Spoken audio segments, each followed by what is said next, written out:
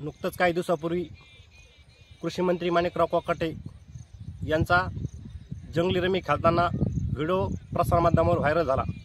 त्या अनुषंगाने मी आज माननीय तहसीलदार गेवराई यांच्याकडे रिसर निवेदन दिले आहे। निवेदनामध्ये मी म्हटलं आहे की कृषी मंत्री माणिकराव कोकाटे यांना जंगली रमी या खेळाचं ब्रँड ॲम्बॅसेडर करा व तसंच जंगली रमी या खेळाचं शालेय पाठ्यपुस्तकामध्ये समावेश करावा।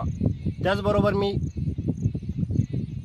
जंगली रमी या खेळाला राष्ट्रीय दर्जा देण्यात यावा अशी मी मागणी केलेली आहे। त्याचबरोबर मी आज माननीय मुख्यमंत्री देवेंद्र फडणवीस साहेब यांना मी विनंती करतो की कृषी मंत्री माणिकराव कोकाटे यांचा राजीनामा 1 महिन्यात त्यांनी घ्यावा।